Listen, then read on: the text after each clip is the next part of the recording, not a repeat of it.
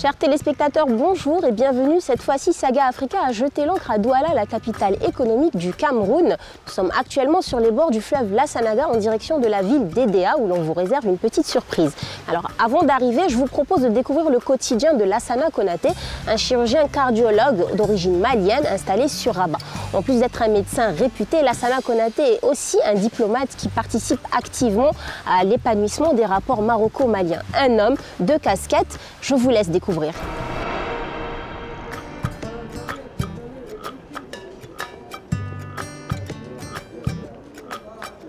Rabat, hôpital Avicenne. Deux interventions attendent Lassana Konaté ce matin, mais pas seulement.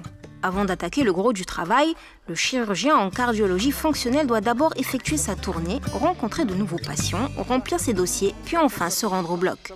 Celui que tout le monde ici appelle Doc Konaté a fait ses études à la faculté de Casablanca, puis a choisi la capitale pour sa spécialisation. C'était il y a quelques années déjà. Dans le département où il officie, Lassana Konaté est une sorte de célébrité dont on apprécie le savoir-faire et l'humanité. Médecin du cœur et homme de cœur. Le jeu de mots vient aisément à l'esprit de celui qui regarde.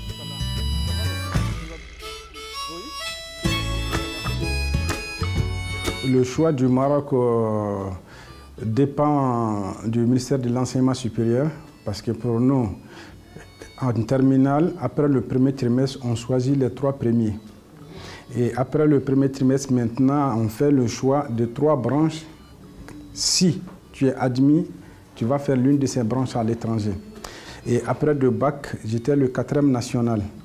Donc par rapport à ça maintenant, j'avais choisi parce que la médecine, c'est pratiquement les branches d'orientation par rapport à ces moyennes. Donc j'ai été orienté à la fac de médecine de Casa. J'ai passé ma médecine générale à Casablanca et ensuite la cardiologie au Maroc. Et éventuellement la cardiologie aussi interventionnelle, comme je viens de vous dire par rapport à l'interventionnel. Pour les malades, il est également ce médecin qui comprend tous les dialectes du pays. Ces nombreuses années passées au Maroc ont permis à Lassana Konaté de se familiariser avec la darija et la mazir. Parler avec le patient dans une langue qu'il comprend est le meilleur moyen de le mettre à l'aise et c'est exactement ce que le praticien souhaite.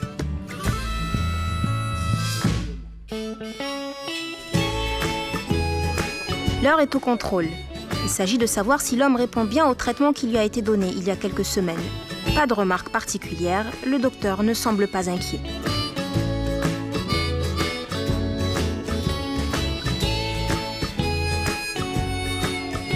J'ai été en caravane médicale avec l'association médicale pour la protection des enfants et des civils dans la zone d'Agadir, derrière Tizinit et plus précisément à Aglo. Et c'est une zone de Berbères. On a passé vraiment des moments agréables. De 8h à 19h, on a entre 13h30 et 14h le déjeuner, mais vraiment des consultations. Et avec ces gens, vous ne pouvez pas imaginer, c'est les Berbères, c'est les communications, c'est les mots, mais ça m'a enchanté quand même de prendre ces mots.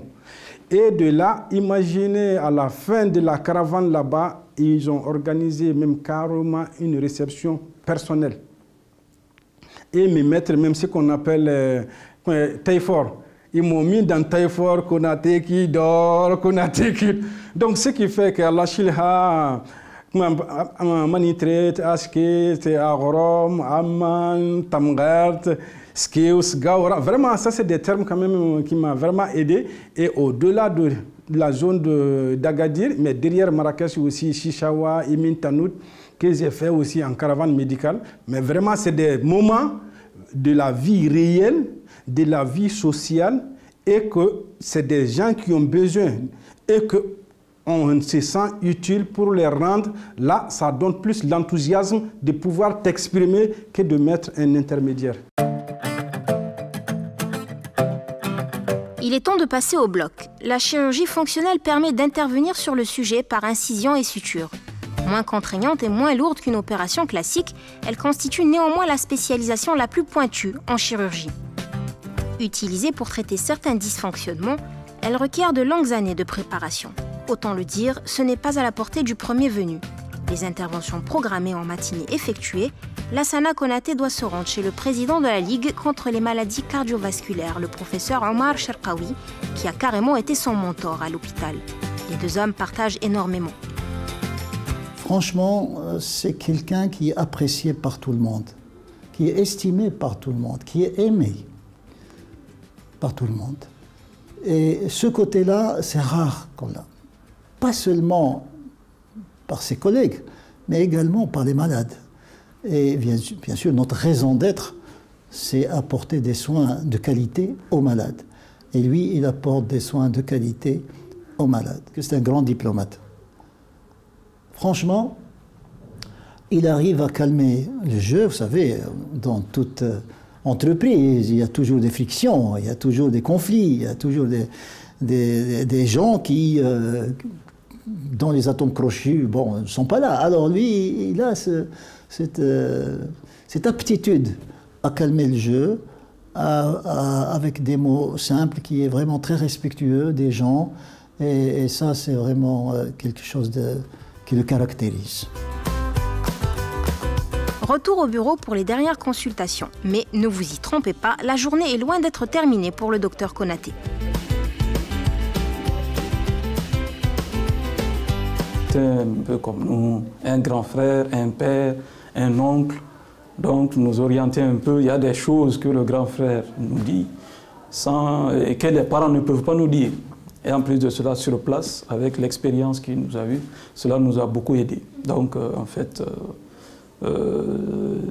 comment dirais-je, il a été un peu comme un guide pour moi. Donc c'est pour cette raison que moi je l'ai suivi.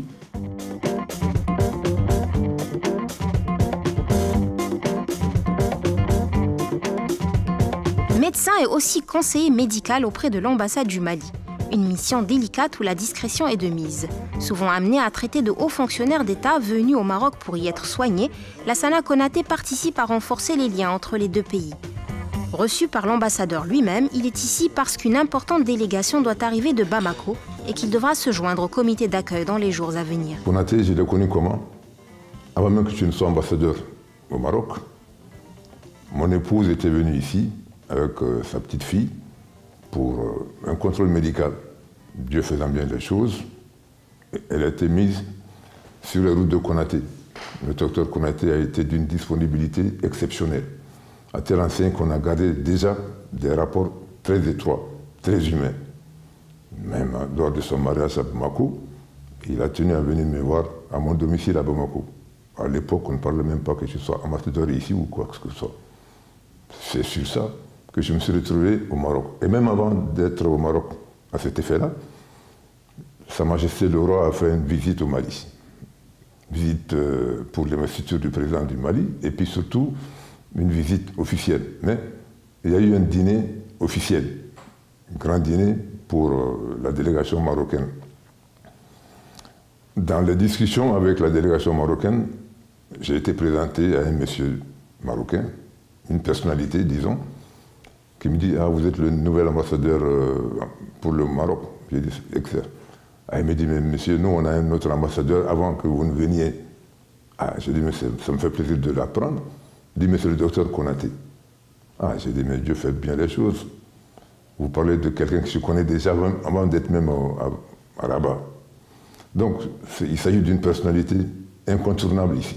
Et il est d'un secours, d'un apport extraordinaire pour ce qui nous concerne au Maroc ici. Le conseil médical de l'ambassade du Mali, mais c'est même un honneur pour nous, parce que vu la réputation de M. Konaté, il intervient pratiquement, je dirais même auprès de toutes les ambassades africaines, parce qu'il est connu dans toutes les ambassades africaines ici, et je vais même au-delà, même auprès de la population marocaine. Toujours prêt à répondre à quelle que soit à toutes les demandes d'intervention. C'est ce qui fait vraiment sa renommée et puis la confiance qu'il dégage.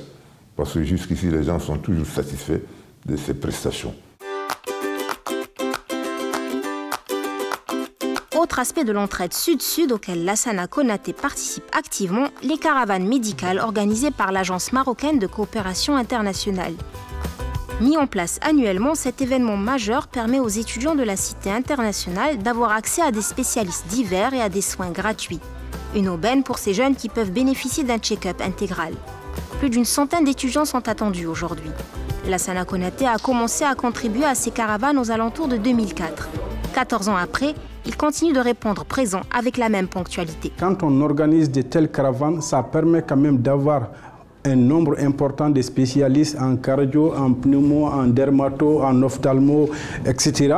Et cela permet en un jour pouvoir faire quand même un tour, parce qu'un étudiant peut voir un certain nombre de spécialistes le même jour et avoir quand même que d'aller dans un centre, et ça perturbe sur le plan court, ça perturbe sur le plan temps, mais c'est d'une manière quand même joindre l'utile à l'agréable. C'est une politique intéressante de l'AMCI, des affaires étrangères, jusqu'à pouvoir répondre à la mission de Sa Majesté. Et de l'autre côté aussi, les personnes concernées aussi ont bénéficié en diagnostic, en traitement et en stabilité également. Assisté d'une petite équipe d'internes, notre homme joue sur 2 tableaux. Ausculter les étudiants et coacher les futurs médecins. Je travaille avec des étudiants de médecine de différentes nationalités. Comme je vous ai dit, je suis avec une Tunisienne, avec un Béninois, avec une Tunisienne du Soudan du Sud. C'est des gens qui habitent à la cité et aussi ils sont là. C'est une manière aussi de se rendre utile pour le jour de la caravane, mais autrement aussi, s'il y a entre eux étudiants à la cité ici aussi, à leurs collègues, ils peuvent être utiles dans ce sens aussi.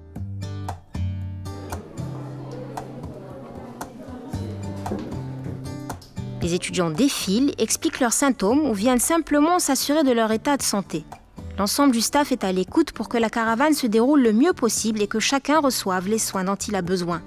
De leur côté, les jeunes internes apprennent les ficelles du métier, développent des réflexes et complètent ce qu'ils ont vu en cours. Des journées comme celle-là valent de l'or, surtout lorsque le spécialiste est généreux de ses connaissances. Un jour, ils deviendront des médecins émérites et animeront peut-être à leur tour des événements similaires. Aujourd'hui, on assiste à cette journée. Pour nous, c'est bénéfique parce que cela, c'est une opportunité en tant qu'étudiant externe en médecine. Et en fait, on pratique ce qu'on a vu à la faculté, on le pratique pendant cette journée. On est impressionné parce qu'on a le docteur avec nous qui nous assiste, qui nous aide, qui nous donne de petites astuces comme ça qu'on ne voit pas pendant les cours, qu'on ne voit pas en polycope. Et cela nous aide mieux à nous sentir à l'aise et à voir avec les autres étudiants de notre âge, et à savoir communiquer, à faire les interrogatoires et tout ce qui s'ensuit, les examens cliniques et les prescriptions. Mission accomplie. Lassana Konaté félicite sa team pour son sérieux et sa réactivité. Le moment est venu de se préparer pour le déjeuner organisé par l'agence. Une sympathique tradition qui permet de décompresser entre collègues et de faire le point sur la journée. Médecins, infirmiers et internes sont conviés. Ici, on est une famille. Beaucoup se connaissent depuis plus de 10 ans et ont ainsi pu tisser des liens forts autour d'un idéal commun, la coopération médicale entre pays africains. J'ai commencé ici en 2003-2004. Et nous sommes les différents résidents en spécialité. Qu'on s'est dit, sur le plan médico-social, est-ce qu'on ne peut pas être utile aussi? Donc, en commun accord avec le directeur de l'Agence marocaine de la coopération, on a adopté quand même chaque médecin en spécialité choisit une journée ou bien une demi-journée de consultation et qui rentre aussi dans le cadre médico-social.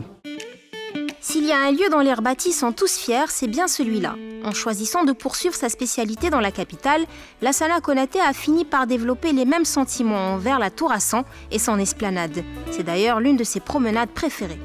En tout cas, j'ai découvert cet endroit merveilleux en 1999. Quand j'étais de passage au niveau de l'ambassade pour venir prendre un papier, à l'heure de la pause, je suis venu découvrir ici et ça m'a donné quand même un lieu d'inspiration et de découverte. Et à partir de là, quand même, ça a été un lieu pour moi de recueil.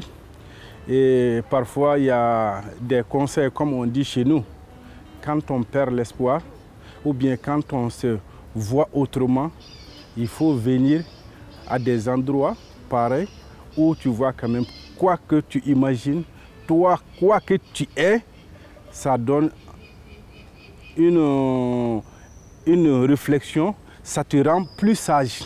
En tant que médecin aussi, les patients qui arrivent après les soins, les moments quand même de détente, comme on dit, de convalescence, je les conseille de venir faire un tour ici avant de rentrer au pays.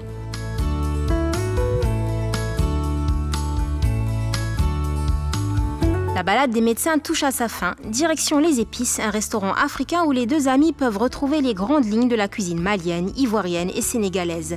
L'escapade culinaire a généralement lieu en fin de semaine, lorsque les plannings le permettent. Ce midi, leur choix se portera sur un plat ouest-africain à base d'huile de palme, de beurre d'arachide et de poisson fumé. Je viens de temps en temps, quand le pays me manque, bon, ça me permet de me retrouver un peu avec les plats du pays, donc les goûts, les saveurs du pays. Et ça fait du bien. Ça fait du bien, ça change de la routine de tous les jours, avec les plats occidentaux. Comme j'ai ma famille au Mali, donc je suis seul ici, donc j'ai pas trop le temps de cuisiner comme au pays. Peut-être de façon exceptionnelle, fois tous les 2-3 mois, je peux faire ça. Ces messieurs ont l'air d'apprécier, c'est le chef qui sera content. Bon, je dirais que c'est une spécialité ouest-africaine, mais de mon côté, je dirais aussi une bonne spécialité malienne en disant saga saga, ça c'est le terme, et qui colle aussi avec la saga africaine. Ça y est, on est arrivé. Edea est très connue pour sa faune, sa flore et son orphelinat pour bébés chimpanzés. Un endroit très apprécié par Rada Lamrari, originaire d'Agadir et installée à Douala depuis maintenant 6 ans. Cette brillante ingénieure a opéré un changement professionnel et exerce à présent 3 métiers différents. Elle a accepté de nous faire découvrir les charmes de la vie camerounaise. Suivons-la. Poumon économique du Cameroun, Douala abrite la majorité des entreprises nationales ainsi que l'un des plus grands ports d'Afrique centrale. Ville la plus peuplée du pays avec près de 3 millions d'habitants, elle brasse du monde et des opportunités d'affaires. Mais attention, même si l'on s'y rend principalement pour le business, Douala laisse voir plusieurs attractions touristiques axées sur son histoire et sa géographie. C'est ici que Rada Lamrari, ingénieur de formation, a posé ses valises il y a environ 6 ans, laissant Casablanca loin derrière elle. Bonjour, bienvenue au quartier Bali à Douala. Je suis très contente de vous accueillir chez moi. Marhaba bikoum, suivez-moi. Pleine d'idées, Rada a lancé 3 affaires presque simultanément. Je vous invite à me suivre dans mon bureau, là où je travaille tous les jours et là où tout a commencé. Grande bosseuse, Rada mène ses activités avec le même enthousiasme qu'au début. En laissant parler sa créativité, elle a trouvé un moyen de faire le pont entre son pays d'origine et son pays d'accueil. Il y a déjà 6 ans, donc j'étais à Casablanca. Donc à la base, moi je suis ingénieure en automatisme et informatique industrielle. Donc j'étais à Casa, je bossais dans l'industrie, quoi, pure et dure. Et puis j'ai rencontré mon mari. Et puis plus tard, il a eu une promotion pour venir travailler au Cameroun. J'ai déjà ma propre marque de produits cosmétiques naturels du Maroc. J'ai ma marque de vêtements avec la touche marocaine. Et aussi, je fais dans l'événementiel, principalement tout ce qui touche aux thèmes orientaux, marocains et tout ça. Autour de moi, je me suis rendu compte que les gens raffolaient de ce genre de produits et tout ça. Et c'est là où je me suis lancée. Donc là, je vais vous présenter un petit peu ce que je fais en matière de vêtements. J'ai quelques modèles à vous présenter.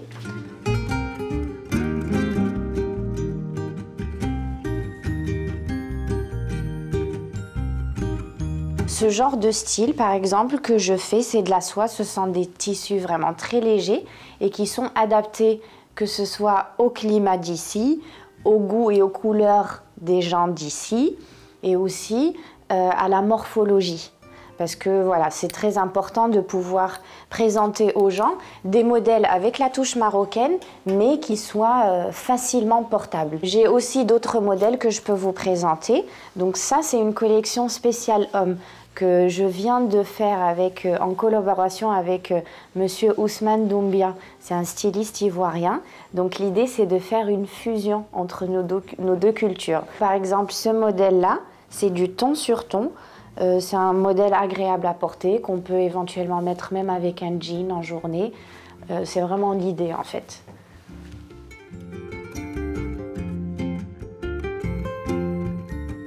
J'ai une troisième activité également qui touche dans l'événementiel. Ça a commencé aussi vraiment par envie personnelle. C'est des choses que j'aime faire, donc j'ai commencé à faire ça avec des amis, par exemple, anniversaire de mariage, thème marocain, avec tout ce qui va avec. Et puis donc de fil en aiguille, ça a grossi. Donc maintenant, actuellement, je travaille avec des grosses boîtes. On fait des événements qui peuvent accueillir 100, 150, 200 personnes, avec des animations, avec le buffet qui va avec, la déco, toujours dans le thème marocain oriental. Vraiment, c'est quelque chose qui plaît beaucoup au Cameroun ou même dans les pays voisins. Les gens adorent tout ce qui touche au Maroc. C'est vrai qu'il y a quelques années, quand j'ai démarré, pas tout le monde ne connaissait le Maroc. C'était vraiment seulement ceux qui ont l'habitude de voyager ou des choses comme ça. Création d'une marque de cosmétiques, organisation d'événements et stylisme, on ne peut pas dire que Rada s'ennuie à Douala. Maintenant, on va aller à l'un des instituts que j'approvisionne en produits cosmétiques naturels du Maroc. Donc je vous invite à me suivre. On y va! La jeune femme s'est aussi fait un nom grâce au fait qu'elle conceptualise avec succès. Pouvoir se renouveler, faire d'intéressantes rencontres et relever de beaux challenges sont les choses que Rada apprécie le plus dans son métier. Alors donc déjà, ça fait un petit moment que je travaille avec les instituts ici. On va dire que je fournis les principaux instituts à Douala en termes de produits naturels, principalement les produits pour le hammam. Travailler dans la cosmétique, c'est répondre aux besoins d'un marché, veiller à la qualité des produits commercialisés et se rendre sur le terrain le plus souvent possible. Par terrain, on entend les centres de beauté. Parmi les spas qu'elle approvisionne régulièrement, il y en a un pour lequel Rada a une affection particulière. Tenu par une amie d'origine roumaine, ce centre comprend un hammam construit dans les règles de l'art. Le bien-être à la marocaine semble séduire les Camerounaises par ses rituels sophistiqués et la qualité des huiles utilisées. Voilà, on est chez Claudia, à l'Institut Beauté d'ici et d'ailleurs, qui est basé à Bali, à Douala. Donc Claudia, elle a un super espace qui fait coiffure, esthétique, coiffure femmes et hommes. Et aussi un magnifique coin hammam qu'elle va nous faire visiter dans quelques instants. Rien ne manque à l'appel. Le spa a voulu offrir à sa clientèle un hammam digne de ce nom et Rada était là pour apporter son expertise en cosmétologie. Les deux femmes se sont mises d'accord sur les produits à proposer et il faut croire qu'elles ont été bien inspirées. C'est un espace qui peut accueillir jusqu'à 6 personnes, mais Claudia préfère proposer ça à 3 ou 4 personnes pour qu'elle ait la possibilité de s'allonger, de se détendre et de profiter de la chaleur du bain. Rituels ancestraux, massage aux huiles précieuses, hydrothérapie, ces dames ont pensé à tout. Après une visite rapide, il est temps de discuter des prochaines commandes. Rada, qui avait mis en place une gamme spécifique pour le centre, s'apprête à en proposer une deuxième avec d'autres ingrédients du terroir marocain. Principalement, c'est les femmes partout dans le monde qui sont vraiment le plus attirées par ce genre de produits. Les femmes camerounaises sont des femmes très coquettes, comme toutes les femmes africaines de manière générale. Je pense qu'on peut dire ça. On aime se faire belle, on aime s'entretenir et voilà, on aime rester belle le plus longtemps possible. Donc, les produits naturels, c'est quelque chose aussi qui est ancré dans la culture africaine. On sait que notre continent est plein de produits naturels qui nous donnent des richesses et on veut les utiliser à bon escient pour nous et aussi pour en faire profiter tout le monde. On a conçu l'hammam typiquement marocain et on utilise des produits qui viennent du Maroc, qui sont spécialement conçus pour nous. Madame Rada nous a fourni ces produits à base de miel. Nous, on est dans le soin miel pour le moment. Par la suite, on va s'évader dans des autres horizons puisqu'on a la possibilité de changer des arômes. Les clients, ils ont beaucoup aimé. Ils ont adhéré à notre concept, aux produits. Les gens sont très satisfaits, très relaxés et ils reviennent avec plaisir à chaque fois. Ville portuaire, Douala a basé une grande partie de son économie sur le trafic maritime. Sa situation géographique est de ce fait un atout. Parmi les attractions locales, le musée maritime qui retrace les grandes lignes d'une histoire née sur les eaux. C'est un endroit qui valorise, sauvegarde et promouvoit tout ce qui est en rapport avec la culture de l'histoire maritime du Cameroun. Lorsqu'elle reçoit des proches, Rada aime leur faire découvrir l'endroit. L'ingénieur en elle se complaît au milieu des machines dont dispose le musée. Il y a aussi les figures historiques du Cameroun dont elle a fini par connaître la biographie sur le bout des doigts. Là, toutes ces images retracent un petit peu l'histoire du Cameroun. Donc là, on retrouve tous les principaux acteurs de la politique au Cameroun. Ici, par exemple, on a Sa Majesté Pando Akwa, roi du vieux Cameroun. C'est son surnom. Donc chacun a une histoire particulière, chacun fait partie. Vraiment, ce sont les gens qui ont marqué le Cameroun de par leur charisme, de par leur travail, ce qu'ils ont apporté au pays.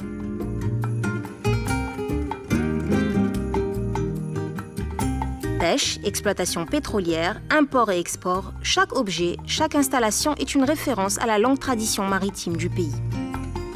Donc, comme l'industrie pétrolière est très importante dans le pays, donc on voit que le Cameroun vraiment a investi dans des infrastructures qui lui permettent d'augmenter sa production et d'exporter ses produits de manière optimale.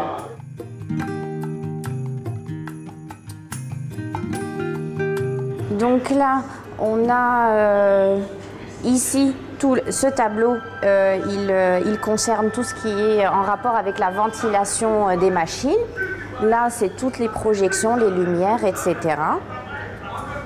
Ici, bien sûr, c'est l'indicateur qui montre quand on tourne à bâbord ou à tribord. Ça aussi, donc, ça concerne les indicateurs qui montrent que tout fonctionne bien sur les deux moteurs, à bâbord et à tribord.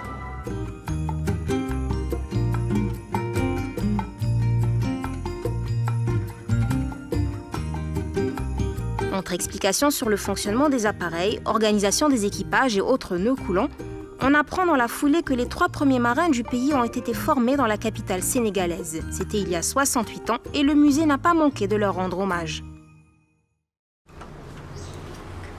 Alors maintenant, c'est l'heure du shooting. Après le musée, place à la mode. Rada doit montrer quelques tenues de sa dernière collection sur les réseaux sociaux.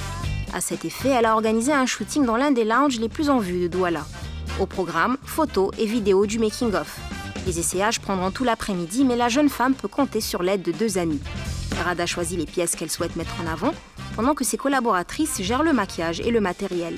Comme l'a si bien expliqué la styliste, les tissus sont légers et les couleurs fraîches. Dans une ville connaissant des températures aussi élevées, c'était la meilleure des choses à faire. Très appréciés, ces modèles ont même été sélectionnés lors de la Semaine de la mode il y a quelques mois de cela. Une fierté pour la Marocaine qui souhaite se déployer dans d'autres pays africains comme le Sénégal ou la Côte d'Ivoire. Ce matin, direction Edea, une localité située à environ 2h30 de route de Douala. Rada nous emmène découvrir l'un de ses coups de cœur, l'orphelinat des bébés chimpanzés. Amoureuse de la nature, ce voyage est à son sens un véritable ressourcement. Loin de la ville et du bruit, on est plongé au cœur d'une végétation luxuriante bordée par le fleuve Sanaga. Arriver à la nurserie où vivent les bébés nécessite la prise d'une pirogue. La traversée dure 10 minutes. Gérée par une association française, l'endroit accueille régulièrement des touristes bénévoles. Ces derniers passent 2 semaines, voire plus, afin de s'occuper des animaux en bas âge. Arrivés sur place, l'équipe nous conduit sur le terrain de jeu des bébés. Rada s'est déjà fait un copain qui ne semble plus vouloir la quitter.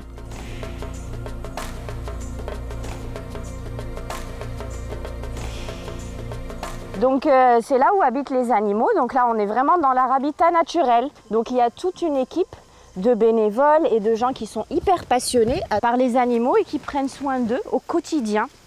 Depuis qu'il y en a qui ont été récupérés, ils étaient encore tout petits bébés. Ils les prennent avec eux, ils les font dormir avec eux. Ils s'en occupent, mais vraiment comme des bébés humains. Ils les nourrissent, leur prodiguent tous les soins possibles pour qu'ils puissent grandir dans les meilleures conditions. Les chimpanzés passent les 8 premières années de leur vie ici. Ensuite, ils sont conduits sur l'île des adolescents afin de se réhabituer à la vie sauvage. C'est Cannabis, l'un des orphelins qui sont suivis par toute une équipe. En fait, il y a des bénévoles et il y a des gens qui travaillent ici toute l'année, qui font partie d'une association française, Papaye France International. Donc ils sont là toute l'année, ils s'occupent des bébés, des orphelins. Donc comme il y a beaucoup de braconnage malheureusement, souvent on a beaucoup de bébés qui se retrouvent tout seuls. Et donc ces gens-là sont vraiment très passionnés par ce travail-là et ils font ça d'une manière juste exceptionnelle. Il y a aussi des bénévoles qui viennent tout au long de l'année pour filer un petit coup de main. Ils prennent soin de ces bébés jusqu'à ce qu'ils puissent être assez grands pour pouvoir vivre en brousse de manière totalement autonome, en toute liberté évidemment. Passé quelques années, leurs éducateurs les emmènent enfin sur l'île des adultes. Celle-ci est interdite d'accès au public. On ne peut observer les animaux que de loin. Ces derniers ne sont pas totalement livrés à eux-mêmes. 2 fois par jour, ils sont nourris de fruits fournis par l'association et les bénévoles. Les chimpanzés gravitent autour d'un mâle dominant comme ce serait le cas ailleurs. Ici, ils vivent et se reproduisent à l'abri des chasseurs. Et donc là, on se dirige vers l'île des adultes qui ont été relâchés. Donc à l'état sauvage, ils vivent en toute liberté. Donc on ne va pas pouvoir descendre, parce qu'évidemment pour des raisons de sécurité, mais on va pouvoir les approcher d'assez près pour pouvoir les admirer. À l'affût des pirogues, Nénuphar, le mâle dominant, sait que c'est l'heure de la distribution de bananes. Il attend patiemment qu'on lui en lance quelques-unes. Première arrivée, premier servi. 2 autres se joignent à lui à la grande excitation de Cannabis, le petit chouchou du groupe. Il devra attendre une dizaine d'années avant de pouvoir jouer dans la cour des grands. Le lancer de fruits continue encore un peu. 4 singes auront répondu à l'appel. Les autres resteront dans la forêt, préférant s'amuser plutôt que de venir saluer un énième groupe de visiteurs. Parce que c'est vrai que normalement, à cette période de la journée, ils sont en train de faire la sieste.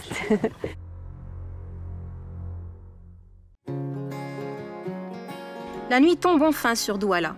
Bon vivant, les habitants de la ville n'hésitent pas à sortir, même en pleine semaine. Ici, passer du bon temps est considéré comme sacré. Rada et son mari ne dérogent pas à la règle. Ce restaurant appartenant à un couple d'amis franco-libanais est en quelque sorte leur QG. Mais avec Sandra et Nicolas, les propriétaires de ce très joli endroit, et aussi nos amis très proches, ce sont des pros de la restauration. On adore passer du temps avec eux. Moi et mon mari, Naoufel, qui est aussi mon meilleur ami et mon soutien, mon accompagnateur. C'est vraiment là, je suis très bien entourée. Et puis, je suis très, très contente de vous présenter ces gens-là parce que c'est des gens qui sont très chers à mon cœur. C'est grâce à eux que j'avance tous les jours. Ce sont mes amis, mes conseillers, mes partenaires de travail. Vraiment, c'est ma famille, quoi. 6 années au Cameroun sont passées très vite et en bonne compagnie. Quand bien même Rada quitterait Douala un jour pour une nouvelle destination, elle emporterait dans son cœur cette ville semblable à aucune autre et le souvenir de tous ceux qu'elle y aura rencontrés. Impossible de parler du Cameroun sans parler de danse et surtout impossible de parler de danse camerounaise sans faire allusion à l'une de ses plus grandes ambassadrices. Chorégraphe professionnelle, Chantal Gondang a plus de 27 ans de métier derrière elle. Après avoir créé sa compagnie et s'être produite un peu partout dans le monde, elle décide de rentrer à Douala pour créer une structure similaire et une nouvelle troupe. Alors énergie à revendre, danse et rythmes endiablés, spectacle à succès, voilà sa signature. Je vous laisse profiter du spectacle. Bonjour. Bienvenue à Douala, bienvenue chez moi. Faites comme chez vous. Je suis en train de ranger quelques petits bouquins avant d'aller à l'école. Donc vous allez m'excuser quelques secondes. La danse. Voilà un mot plein de saveur pour Chantal Gondang. Un mot autour duquel elle a construit toute sa vie.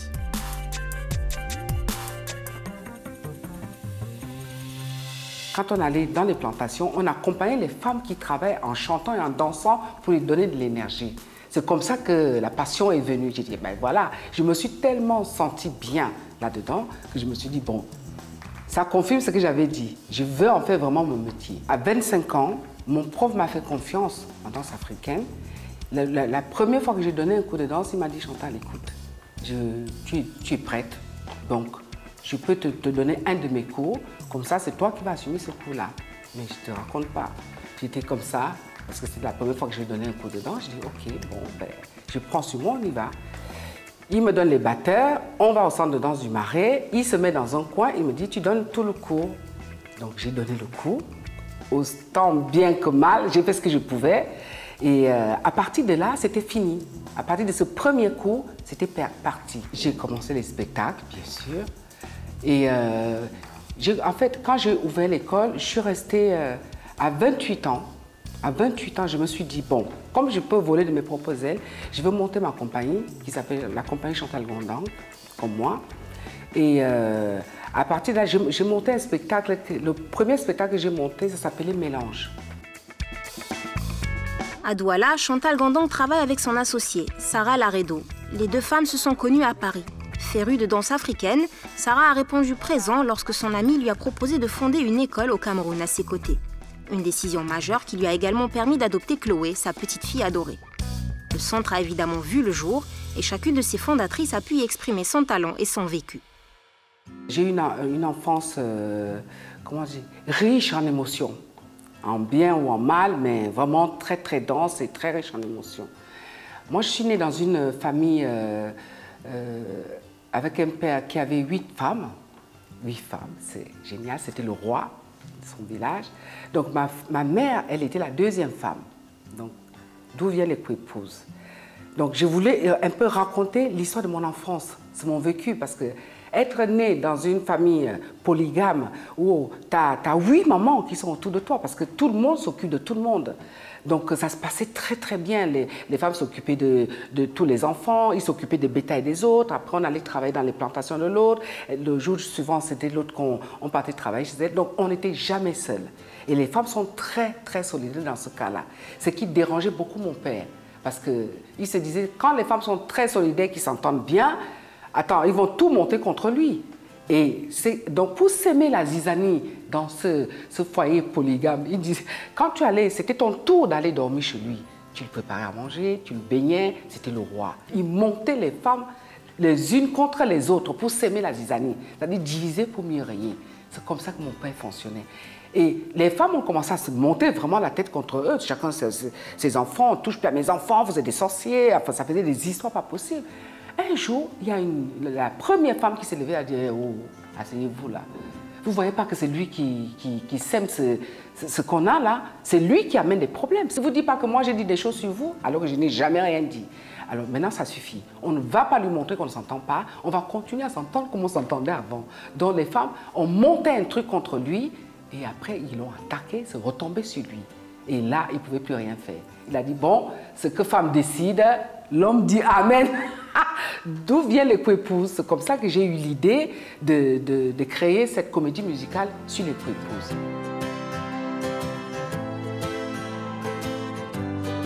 Comme dans un jeu d'échecs, monter une chorégraphie implique de calculer chacun de ses mouvements et de savoir vers quoi l'on se dirige.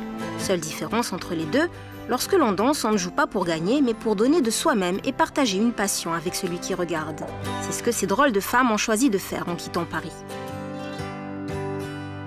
Donc en fait, avec Chantal, ça a commencé il y a déjà 18 ans. Et en fait, j'étais son élève. Donc moi, je pensais pas du tout... Enfin, je faisais de la danse depuis toute petite, en fait, mais je pensais pas en faire un métier. Et j'étais jeune, hein, très très jeune. Avant de passer mon bac, j'ai commencé à prendre des cours avec Chantal. Et du coup, en fait, c'est elle qui m'a transmis cette passion de la danse. Et j'ai commencé par la danse africaine, vraiment au niveau intensif. Je faisais du classique, du jazz et tout ça de manière occasionnelle, comme beaucoup de petites filles, une fois par semaine. Et après, en fait, c'est Chantal qui m'a poussée à en vouloir en faire un métier, en fait, qui m'a dit que j'avais des capacités. Et puis moi, j'adorais ça, de toutes les façons. Donc en fait, j'ai un peu abandonné ce que je faisais comme études et tout pour me consacrer entièrement à la danse. Voilà, et aussi à la danse contemporaine. Et après, donc, on est devenus, après, nos rapports ont évolué, on est devenus collègues. Maintenant, on est plus dans la collaboration. Donc du coup, on a monté toutes les deux la Maison de la Culture et de la Danse. Et on forme une bonne équipe, en fait. Honnêtement, il y a tellement de choses à construire au Cameroun. En France, c'est vrai qu'on marche déjà dans les sentiers battus. Et puis même au niveau de la vie quotidienne, au niveau, je sais pas, du rythme, des choses qui se passent ici, j'ai choisi de rester. Et finalement, de m'installer ici au Cameroun, donc avec ma fille, et de continuer à travailler avec Chantal. Motivée par l'accueil du public et la découverte permanente de nouveaux talents, Chantal Gondang s'est mise à nourrir une nouvelle ambition, aller à la conquête de tout son continent. Il faut se préparer.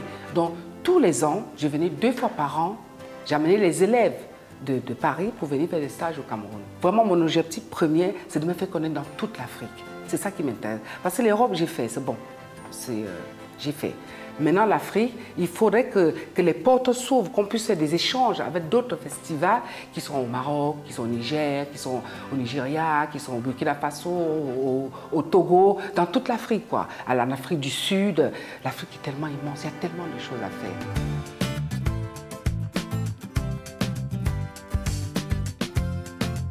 Autour d'elle, les jeunes ont compris. Ils sont de plus en plus nombreux à vouloir grossir les rangs de sa troupe. La concurrence est rude et les castings s'enchaînent. Seuls les meilleurs auront une chance de se produire à ses côtés. Danse traditionnelle ou afro-contemporaine, il faut choisir son camp et montrer de quoi l'on est capable, devant la grande prêtresse de la danse camerounaise. Cette dernière a choisi d'installer son école dans un quartier populaire de la ville pour véhiculer un message. Le talent est partout, sans distinction d'origine ou de moyens. Message reçu 5 sur 5 en rythme et en couleur. Bonjour! Bonjour tout le monde! Bonjour la mère! Alors, ça va? Ça va bien.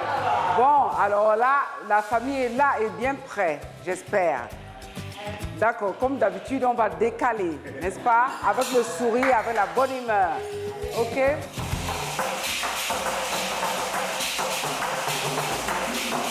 Les répétitions commencent dès le matin et en ce moment où Chantal travaille sur son prochain spectacle, le rythme est assez soutenu. On cumule les heures jour après jour, on sue et on pousse son corps jusqu'à ses derniers retranchements. Le repos viendra plus tard.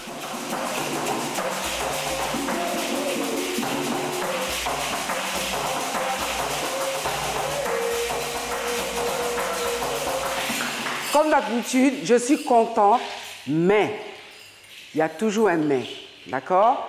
Les pas sont magnifiques, c'est vrai, mais ça demande un peu plus d'énergie et le plier. Il faut vraiment plier, qu'on puisse voir les dos plats et tout ça. Et on voit tous les dos qui rebondissent les uns après les autres.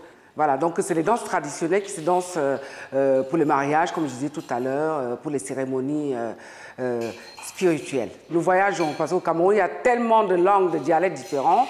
On a 200, si je ne dis pas de bêtises, 270 langues différentes. Hein? 270 langues différentes, avec autant d'ethnies que de langues. Voilà. Et donc, autant de danses, autant d'ethnies. On est très nombreux, on ne peut pas faire tout le Cameroun aujourd'hui. Donc, on essaie de vous montrer les échantillons du Cameroun quoi, en danse traditionnelle. Perfectionniste, elle a toujours des remarques à faire, car même quand c'est bien, cela pourrait être mieux. Il faut aller de concert avec les percussions et les instruments attachés aux chevilles sans que l'un ne prenne le pas sur l'autre. C'est là toute la difficulté de cette danse traditionnelle.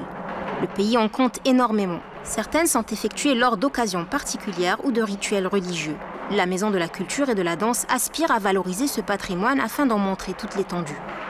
Entraînée par le son des tam-tams, la chorégraphe nous gratifie d'une démo avec ses élèves en attendant le prochain module. Quand Chantal entre en scène, c'est quelque chose. Son énergie est unique, elle a vécu et continue de vivre avec la danse dans le sang. Parmi les spectacles qui ont particulièrement marqué la maîtresse des lieux et ses protégés, il y en a un axé sur la femme porteuse de vie. Plusieurs mois auront été nécessaires à sa mise en place. Pas de danse traditionnelle ce coup-ci, mais de l'afro-contemporain. La prestation a eu beaucoup de succès. Les danseurs présents ont accepté de reprendre l'enchaînement dans son intégralité. La répétition que vous venez de voir tout à l'heure, qui est la danse afro-contemporaine, c'est une création que j'ai mis en place il y a 1 an. Et ça parle en fait de la condition de la femme, de la grossesse, du ventre de la femme. Qu'est-ce qui se passe dans le ventre de la femme? La femme, quand elle a énormément de choses qui se passent dans son ventre. Elle met au monde, donc c'est quelque chose pour moi qui est extraordinaire, parce qu'un être humain qui porte un autre être humain, je pense qu'il faut avoir beaucoup de respect pour cette femme-là. Très physique, le spectacle raconte la manière dont 4 femmes enceintes vivent leur grossesse, tantôt avec une fierté excessive, tantôt dans le doute, la colère ou les caprices. Le tout face à des hommes soucieux de s'adapter à ces changements dans leur couple. Dans le monde, les gens ont tendance à croire qu'on occupe une place secondaire.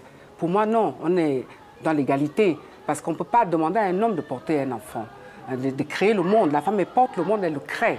Donc quand elle nous met au monde, je suis là, vivant devant vous, comme vous et moi, quand elle met au monde un enfant, je trouve quand même qu'elle mérite beaucoup plus. Je ne dis pas qu'on ne respecte pas la femme, mais pas à sa juste valeur, toujours. Hein. Parce que les femmes, c'est toujours la minorité dans tout ce qu'on fait, alors que c'est la femme qui gère le monde. Comment je ressentais, elle me disait, mets-toi dans la peau d'une femme enceinte qui est fière de l'être, qui est fière de porter le monde, en fait, qui est fière de porter un enfant. Et ça passe par la grâce dans la danse. Elle a su transmettre et nous, à côté, on a su développer ça. On s'est approprié le mouvement. Voilà. Après l'effort, le réconfort. C'est au bord du fleuve Wouri que Chantal Gondang s'accorde un repos bien mérité. On n'est pas très loin du marché aux poissons et des restaurants avoisinants. Bon nombre de gens se retrouvent ici les week-ends pour déjeuner en profitant de la vue. Habituée des lieux, Chantal nous initie au mode de vie local. Pour moi, c'est l'Afrique profonde ici. On trouve de tout, des grands, des petits, des moyens. Donc pour un dimanche, ça se passe très très bien. On peut manger ce qu'on veut, plein de grillades. C'est super bon. Les gérants sont aux petits soins. Escortée, Chantal va choisir sa table le plus près possible du fleuve. C'est ici que je passe mes dimanches, souvent. Parce que le dimanche à Douala, c'est un peu mortel. Il n'y a pas grand-chose à faire. Pour moi, c'est un endroit mythique où toutes les familles viennent manger le poisson à la braise, les gambas, etc. Voilà. Et on arrive tous avec des amis, des copains, des copines. Et on tue le dimanche ici au bord du Wouri, qui est magnifique avec une vue prenante. Pour moi, c'est la vraie Afrique. On y prend vraiment du bon temps et c'est relax. Voilà. Nous prenons beaucoup de plaisir à venir ici. Voilà. Ça c'est le Cameroun, le partage à tous les niveaux. Voilà. Et lui, ça fait des années qu'il est là. Il est là tout le temps. Chaque fois que tu viens le dimanche, tu le trouves. Il y a lui, il y a deux autres personnes qui ne sont pas là aujourd'hui, malheureusement. Mais bon, voilà. Comment on passe au dimanche? Comment on ne peut pas être heureux? Il ne faut pas grand-chose, en fait. Avec ça, ça nous suffit. On est bien. Cuisine goûteuse et bon marché, soleil, musique. Ça se passe comme ça à Douala.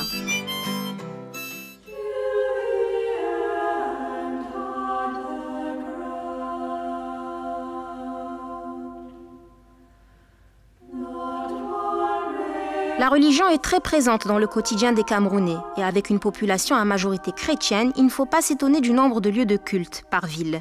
Construite de 1933 à 1936, la cathédrale Saint-Pierre et Saint-Paul de Douala est un endroit empli de souvenirs pour notre chorégraphe. Alors, nous sommes dans un beau bâtiment, comme vous pouvez le remarquer. C'est l'église de mon enfance. C'est la grande cathédrale de Douala où j'ai vécu plein de choses, plein d'émotions. Quand je suis devant, c'est vrai que j'ai le cœur qui bat. Ça me rappelle tellement de choses. Comme vous pouvez remarquer, le bâtiment est merveilleux. Voilà, donc en plus, moi, j'ai cette chance d'avoir deux appartenances.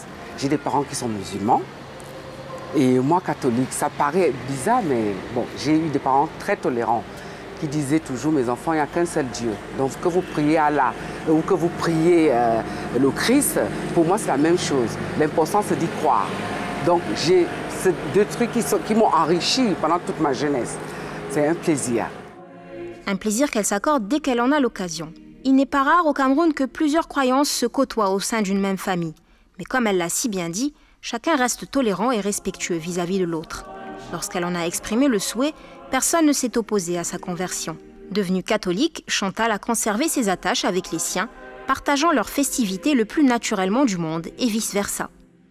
Là, on venait tous les dimanches avec ma famille, mes amis, et on a fait tellement de choses dans cette église. C'est vrai qu'au moment des baptêmes, c'était quelque chose de magnifique parce que quand on se fait baptiser, on a le cœur qui bat, on a l'impression qu'on passe d'un monde à un autre. Parce que quand on est croyant, on a quand même cette force qui nous amène au fond de nous-mêmes. Et pour moi, c'est très important. C'est vrai que je ne viens pas tout le temps parce que je peux prier le Seigneur même dans mon lit.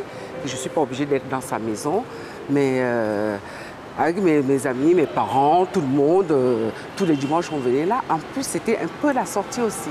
Parce qu'avec l'église, il y a les chorales, on était dans les chorales, on chantait, on dansait. Quand tu sors de là, tu rentres chez toi, tu as le cœur bien sûr rempli de plaisir. parce que c'est une rencontre aussi entre le Seigneur, entre les gens qui viennent à l'église, entre ta famille. Et après, tu passes un très bon dimanche. Après, la fête continue parce qu'on reçoit, on mange tous ensemble, on fait la dernière prière et on se sépare. Donc, c'est pour ça que je tenais absolument à vous amener ici parce que ça fait partie de mon histoire, bien sûr, et de tout ce que j'ai vécu dans ma jeunesse, qui m'a accompagné tout le temps, la spiritualité, le bon Dieu et Allah. Bâtie sous occupation française, la cathédrale est venue en remplacer une autre, construite par les Allemands en 1898. Caractérisée par son architecture coloniale simple, elle est ouverte toute la journée aux visiteurs. Ayant raté le sermon du prêtre, Chantal se contentera d'allumer une bougie et de se recueillir quelques minutes avant de repartir.